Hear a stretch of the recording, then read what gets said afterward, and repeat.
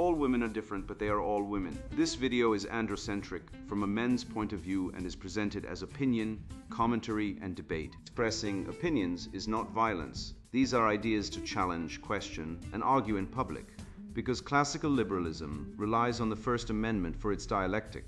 If you are a feminist, then consider this. If patriarchy truly existed as claimed, feminism could not. And if all men are trash and women are equal to men, then what are we to conclude? Women will die for their children, men will die for their wives and children, and God chose to die for all mankind. Authority rolls up with responsibility. If this framing of facts offends you, click off to a cute cat video. Proceeding further will expose you to gamma bias and criticism directed at ideas, claims, institutions, not at any individual's virtue or dignity. Our method follows the 7 liberal arts. The trivium, grammar, logic, rhetoric, and the quadrivium, arithmetic, geometry, music, and astronomy. And the transcendentals, the good, true, and beautiful. If this framework is not for you, feel free to exit now. It's no disgrace. Women are wonderful. God bless America. Men are great. Spiritual warfare for betrayed men. We fight principalities, not flesh. Feminism, Marxism, misandry. Written by Conrad Riker. Available now, links in description. Men die first. Women lie about it. How feminism weaponized chivalry, eco-nonsense, and secret tests to enslave your mind while you pay the bill. I once watched a woman on a podcast cry about toxic masculinity while sipping avocado toast made by a man who died clearing a sewer line to keep her city from flooding. She didn't know his name, she didn't care. But she did care that men aren't vulnerable enough. Never mind that 80% of workplace deaths are male, or that men live shorter, more violent lives, or that no one sends flowers when a construction worker falls from a beam. The truth, you're not privileged because you're a man. You're targeted. The system doesn't hate you for your power. It exploits you for your silence. Men built the skyscrapers, wired the grids, fought the wars, mined the lithium for her phone, and now she demands you kneel and confess your sins like some medieval penitent while she scrolls TikTok in bed. Let's be clear. If privilege means you're first in the fire, last off the lifeboat, and legally required to die defending a country that lets your wife take your kids and your paycheck, then yes, we are all privileged. Like Spartans at Thermopylae, we were born disposable. The Titanic didn't sink because of climate change or capitalism. It sank because officers enforced women and children first.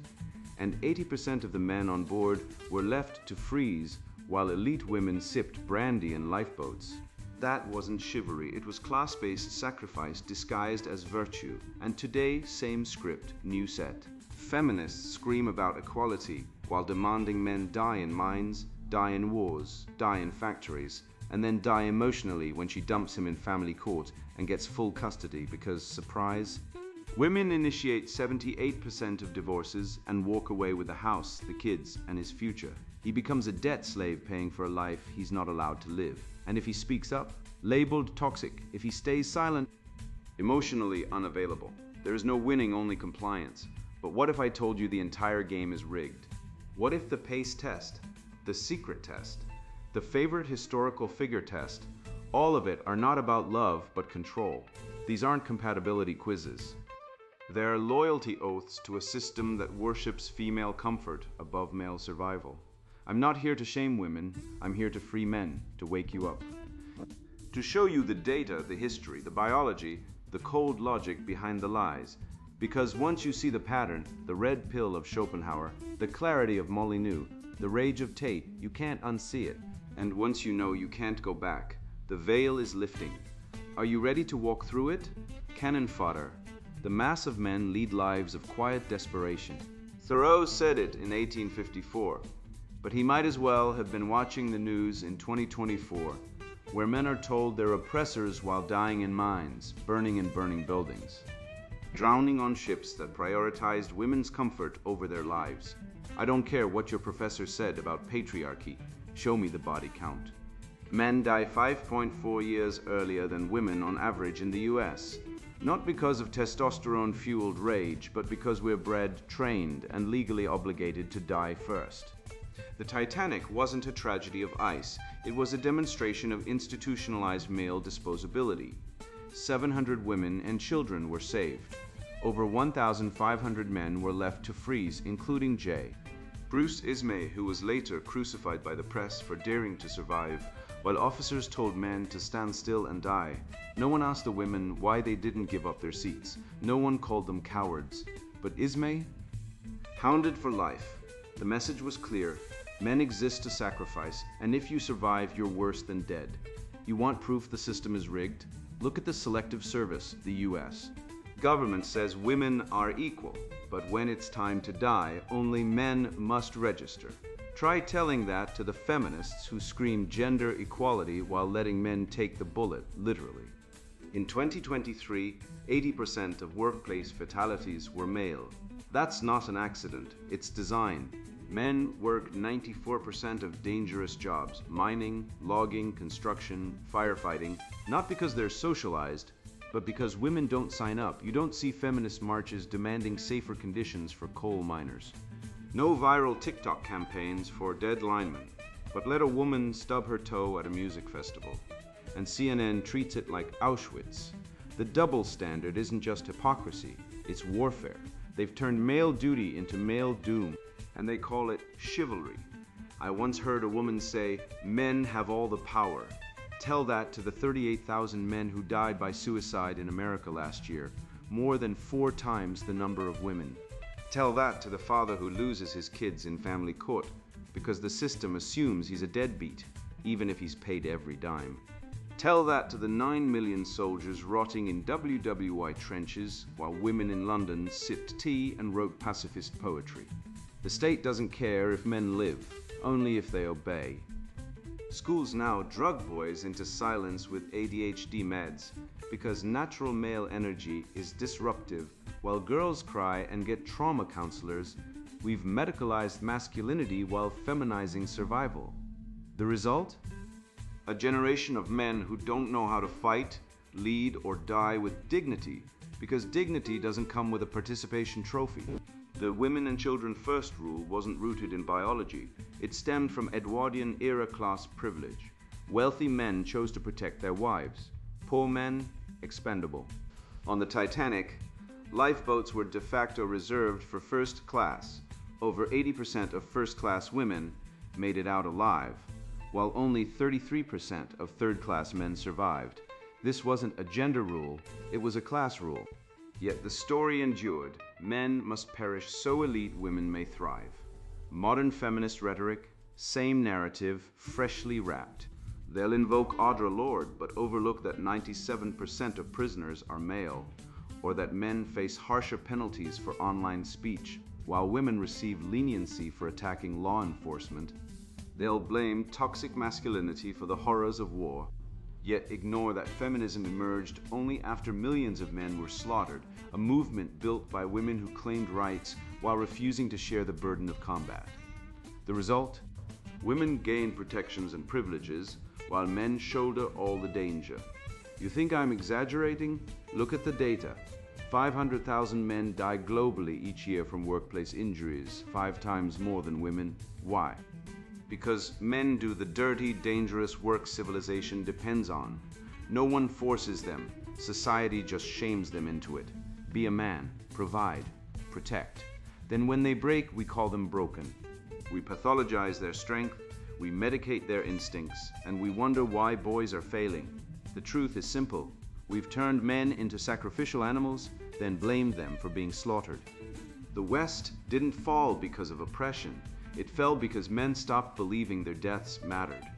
And until we restore male dignity, not by coddling but by honoring true sacrifice, we'll keep producing cowards, not kings. I've spent years studying the rot at the heart of the modern environmental movement, not from a lab or lecture hall, but from the factory floor, the oil patch, and the back rows of university classes where I watched female professors preach about the rape of nature while male students, many of them future engineers, sat in silence, shamed for being born with calloused hands and the instinct to build. I didn't wake up one day and decide to attack women or nature. I woke up to the lie that men are the problem, not the solution, And once you see it, you can't unsee it. Ecofeminism isn't about saving the planet. It's about punishing men for civilizing it. Ecofeminist delirium. Women are not our equals. They are not our betters. They are not even our peers in the arena of reason, sacrifice, or long-term vision. They are different, profoundly so, and ecofeminism is not an environmental movement.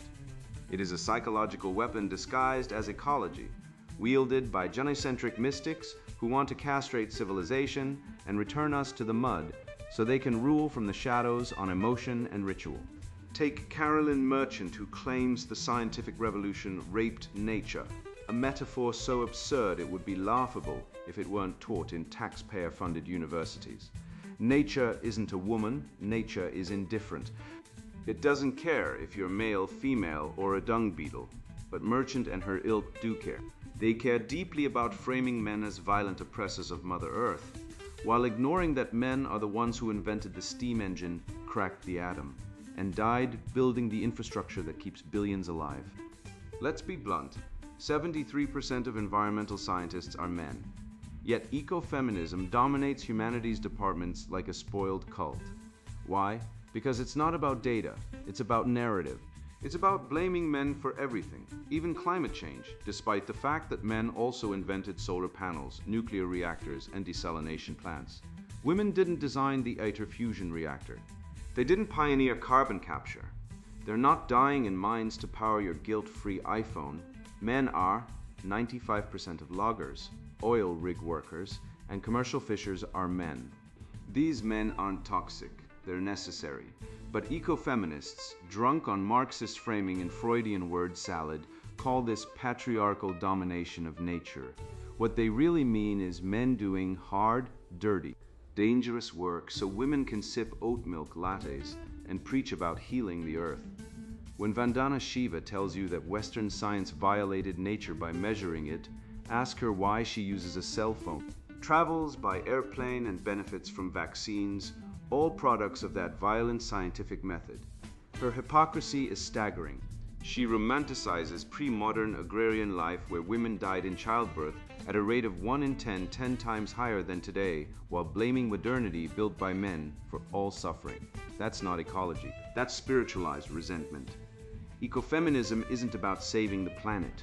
It's about destroying male achievement under the guise of balance and feminine wisdom. They oppose nuclear power, the safest, most efficient, lowest carbon energy source on Earth, because it's phallic. Yes, really. They'd rather have intermittent wind turbines, which slaughter birds by the millions and require vast land use, than accept a technology that works. Meanwhile, men like Elon Musk and the engineers at TerraPower are actually solving energy density and waste problems. But ecofeminists don't praise them, they attack them, because progress threatens their mythos. Their ideology is anti-reason, anti-progress, and anti-male. It's wokeism with a tree hug, and it's killing innovation. Real environmental progress comes from engineering, not incantations. It comes from data, not delusion. It comes from men willing to get dirty, take risks, and build things, not from women writing poetry about Mother Gaia while living in climate-controlled condos funded by male-generated wealth. Look at the Deepwater Horizon disaster. 11 men died on that rig. Hundreds more risked their lives to cap the well. Who were they? Men who protested. Feminist NGOs, many led by women, screaming about corporate greed while ignoring that the Minerals Management Service responsible for oversight was riddled with corruption and incompetence. And that female-led environmental groups had lobbied against safety regulations for years, calling them anti-progress. Where was the ecofeminist outrage over that nowhere? Because their real enemy isn't pollution. It's masculinity. They'll mourn a dead dolphin, but ignore the fact that men die in industrial accidents at 9 times the rate of women. They'll ban plastic straws while supporting abortion on demand, 42 million male fetuses slaughtered globally since 2000, not counted in any life-affirming rhetoric. Ecofeminism is a fraud. It weaponizes emotion, distorts science, and scapegoats men for problems they're solving. It's the spiritual cousin of misandric divorce courts, where fathers lose children over minor infractions, while mothers commit filicide and get therapy referrals. It's the same pattern. Blame men, absolve women, destroy institutions, then demand male labor to fix the mess. This isn't sustainability, it's parasitism, and the only way to defeat it is with truth, logic, and a refusal to apologize for building civilization. Men built the aqueducts, the cathedrals, the internet. We didn't rape the earth, we tamed it. And if ecofeminists want to go back to gathering berries and worshipping the moon, they're welcome to try. But don't expect us to fund their delirium while we die in the mines, the rigs, and the labs, making the future possible. I once believed that respect meant adapting, slowing my step to match hers, holding my breath for her reply, bending my schedule to fit her mood. I thought it was maturity, it was surrender, and I paid for that delusion in loneliness, confusion, and wasted years. The truth hit me like a slap. Women aren't looking for partners who mirror them. They're scanning for men who lead, who move with purpose, who don't ask permission to exist on their own terms. Every delayed text, every vague "let's see," every silent treatment wasn't sensitivity. It was a test, and I failed, not because I was rude or careless, but because I played by rules I didn't know were rigged. The pace test, a feminine trap. He who has a why to live can bear almost any how. Nietzsche. But what if your purpose is being quietly dismantled by a quiet war, fought not with violence, but with half-smiles, cold silences, and the steady drip of emotional manipulation? I found out through pain, like so many others, that women don't measure your resolve through physical trials or deep conversation. They gauge it by how quickly you answer a message. Let this truth settle. Your full value as a man in today's romantic landscape can hinge on whether you replied in 17 minutes or waited 23. This isn't affection. This is a hidden test of obedience masked as connection. I once dated a woman who worked in trauma-informed yoga. That's a real thing. She told me she needed space and emotional safety, so I gave her space. I didn't text her for 3 days. She ghosted me. Then she posted a cryptic Instagram story, "Men who don't initiate aren't men at all," so I initiated. Next time I replied within 90 seconds. She ignored me for a week. Then she slid into my DMs with, "You up?" I replied instantly. She responded, "You're too available. I need mystery." Mystery, I'm not a goddamn magician. I'm a man trying to date in a world where women have turned communication into a minefield of contradictory expectations. The rules change daily, and the only constant is your failure.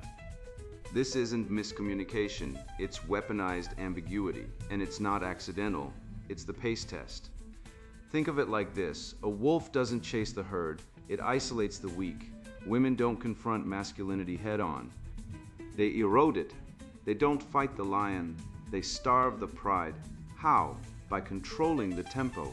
A 2022 Stanford study observed speed dating interactions and found that women overwhelmingly preferred men who initiated conversation, set the agenda, and led the interaction, but in anonymous surveys, they rated those same men as too aggressive or intimidating. That's the double bind. You're damned if you lead, damned if you don't. But here's the truth: women don't want equality. They want dominance disguised as vulnerability. They want you to choose to serve while pretending you're free. That's the entire engine of genocentrism. Let's talk biology. Female hypergamy isn't a theory, it's a fact. Women, on average, seek partners of higher status, resources, and genetic fitness. But they can't just demand it outright. That would be unattractive. So they invent rituals of submission. The pace test is one of them. By forcing men to adapt to her rhythm, her texting speed, her emotional availability, her sexual withholding, she turns courtship into a loyalty trial. It's not about respect, it's about control. It's the same mechanism seen in abusive workplaces. You're punished no matter what you do, so you keep trying harder. And men, being hardwired for purpose, keep adjusting, keep appeasing, keep serving. Until one day you wake up and realize you've been training for a marathon that doesn't exist. I've seen men destroyed by this. One friend, brilliant, kind, a software engineer, spent 2 years chasing a woman who only had sex with him every 3 months. She says she's not ready, he told me. But she posts bikini pics every week. He was trapped in the slow walk. She was extracting emotional labor, gifts, attention, while giving nothing in return. This isn't love. This is asymmetric investment. Evolutionary psychology confirms it. Women use pacing to induce male anxiety, triggering the male provisioning instinct. The more uncertain the reward, the harder men work. It's the same principle behind slot machines. Intermittent reinforcement, and women, whether consciously or not, are masters of it. Now compare this to the workplace. Men thrive in performance-based hierarchies. You deliver results, you get promoted. Women, on average, thrive in consensus cultures where relationships, emotions, and social harmony dictate status. That's not a judgment, it's a fact. But when this dynamic invades dating, it becomes toxic. Men are expected to perform like warriors, but communicate like therapists. We're told to be strong, but never assertive. Confident, but never dominant. Lead, but only if she allows it. This is inequality. This is feudalism with flowers, and let's talk numbers. The CDC reports that men are 3.5 times more likely to die by suicide than women. Family court awards primary custody to mothers in over 80% of cases, even when fathers are equally fit. False domestic violence accusations, proven false in studies by false reporting rates of up to 37% in some jurisdictions, ruin lives. And yet, we're told men have all the power. What power?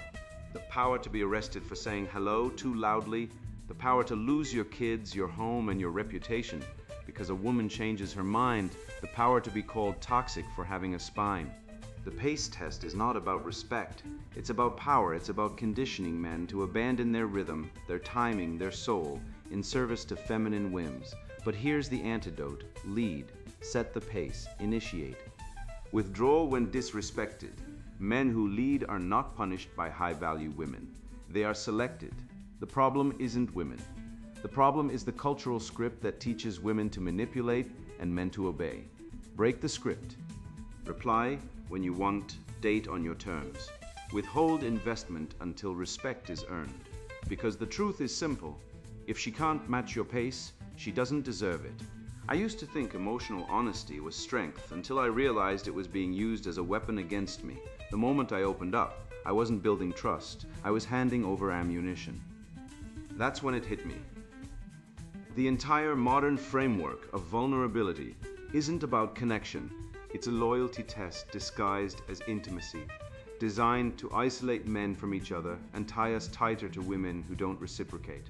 And if you fail by staying silent, you're labeled cold, broken, emotionally stunted. But if you pass by confessing, you get betrayed anyway. That's not a relationship, that's a trap built on deception.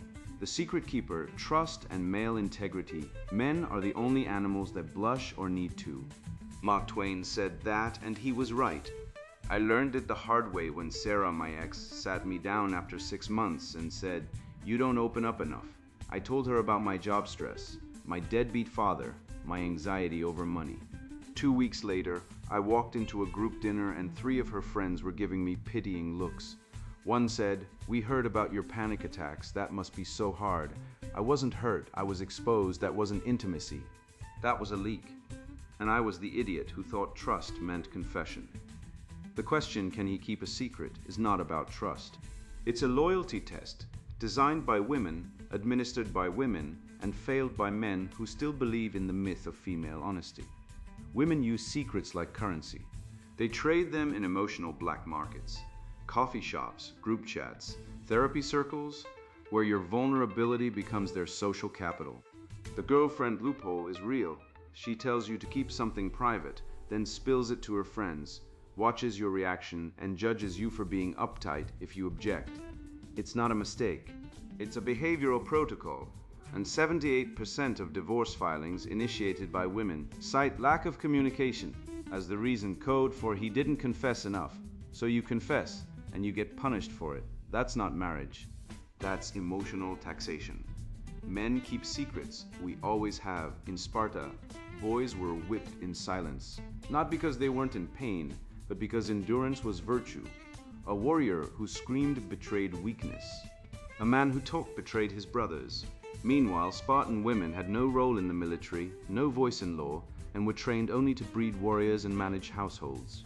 Yet today we're told men must be emotionally available, while women retain the right to silence, secrecy, and selective disclosure. The double standard is not an oversight, it's a weapon. Men who served in the OSS, the CIA, the SAS. They guarded state secrets, risked their lives, and never spoke. But if you don't cry about your childhood in front of your girlfriend, you're emotionally unavailable. The irony would be hilarious if it weren't so deadly. A 2021 University of Michigan study found men are 40% more likely to keep secrets than women. We don't blab about our pain. We don't turn our trauma into TikTok content. We don't weaponize our emotions to manipulate social dynamics. But in the feminist framework, that's not strength, it's repression. Stoicism is labeled toxic. Bushido is dismissed as archaic. Christian fortitude is pathologized as emotional detachment.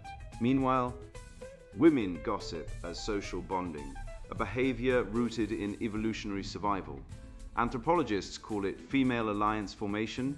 Translation: women bond by sharing secrets about other people. Men bond by doing things, building, fighting, hunting, creating. But modern therapy culture demands men adopt female bonding rituals while women face zero pressure to adopt male virtues. It's a one-way assimilation. Men must become women, but women never have to become men. Consider the cuckoldry rate. DNA testing reveals that in Western nations, between 10% and 30% of children are not biologically related to the man raising them. That's not a scandal, that's an epidemic. And yet, men are still expected to commit, to marry young, to be vulnerable. The family courts back this up. 80% of custody cases favor mothers, even when evidence of maternal alienation or abuse exists.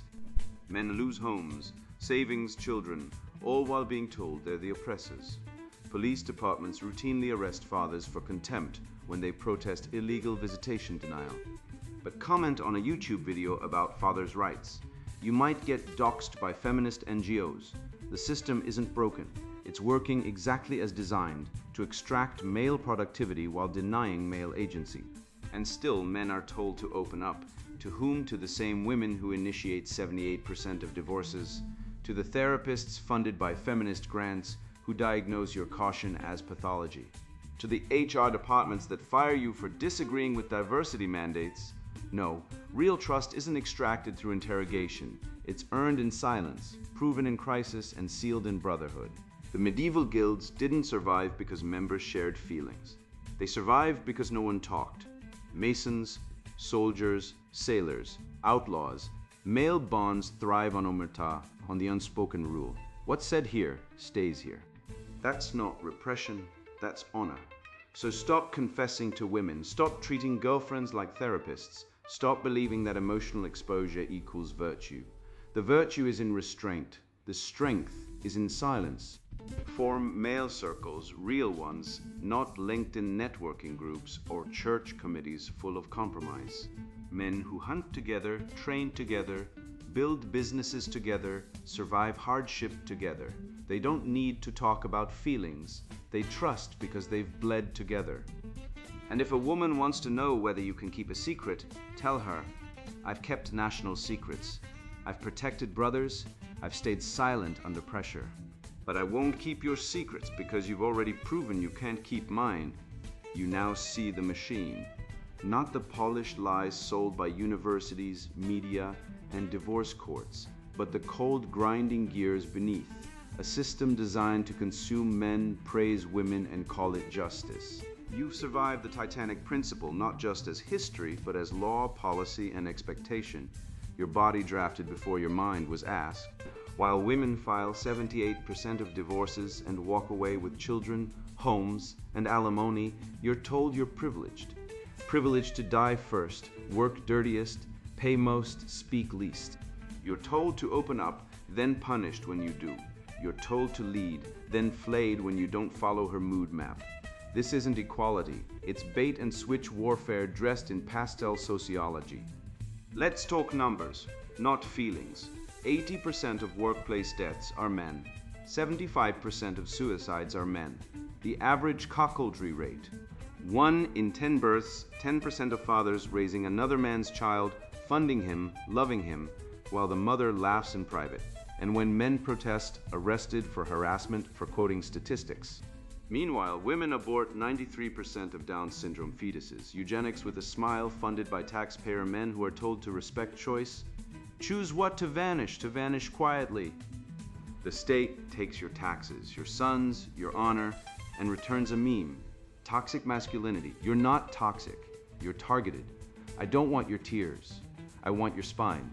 You were not born to be a resource to be exploited, a wallet with a pulse, a firefighter to be celebrated only when dead. You were born to build, to lead, to father, to fight, on your terms. Stop seeking permission from women, HR departments, or Twitter mobs to be a man. Form brotherhoods. Walk away from the pace test. Keep the secret, but don't tell her yours. Train your body. Master your craft. Speak truth even if your voice shakes. The West was built by men who did exactly that, and it collapsed each time it listened to the siren song of gynocentric sentimentality. You are the immune system. Wake up. Defend what's left, then rebuild. And now the sponsored book introduction, Spiritual Warfare for Betrayed Men. We fight principalities, not flesh. Feminism, Marxism, misandry. I watched my life dismantled piece by piece. After decades building a career and family, false allegations in court stripped me of my children and half my assets. The system designed to protect families became a weapon against me. I saw men broken daily by the same machine. Fathers erased, finances plundered, legacies stolen. This wasn't just injustice, it was spiritual warfare. Demonic forces hijack ideologies like feminism and Marxism to target men, the backbone of civilization. They twist empathy into a cudgel and courts into slaughterhouses. If you felt this betrayal in your bones, this book is your battle plan. We fight principalities, not flesh. My research exposes satanic roots in gender ideology. How Lilith Gnosticism fuels misandry and Hegelian tactics turn family courts into male execution chambers. I prove the trillion-dollar lifetime tax gap where women collectively contribute nothing. I connect abortion mills killing innocent life daily to the devaluation of humanity itself. Chapters like Blood Tithes reveal male tax enslavement, while Soul Slaughter documents abortion's war. Dialectical Traps dissects how courts believe liars. This is Cosmic Combat. Marxism and feminism are Satan's playbook to erase the West, just as he attacked heaven. Red-pilled men on the spiritual path will find truth here. We restore divine order. Masculine dominion and feminine purpose. Armor of God gives spiritual weapons against misandry. Resurrection Protocols shows rising from betrayal. Eternal masculine reclaims your design. If you're tired of being taxed into oblivion while funding your own destruction, this book is your shield. It maps the demonic hierarchy and delivers thunderous defense strategies. You'll gain actionable insights to reclaim rights, legacy, and spiritual armor. Non-target readers, put this down now. If you endorse cultural Marxism, feminist lies, or satanic heresies, this book will offend you. Go knit a sweater or watch reality TV. Your ideology is the poison we dismantle here. For rational men ready to fight, turn the page. Dominion awaits. Spiritual warfare for betrayed men. We fight principalities, not flesh. Feminism, Marxism, misandry. Written by Conrad Reicher. Buy now, links in description.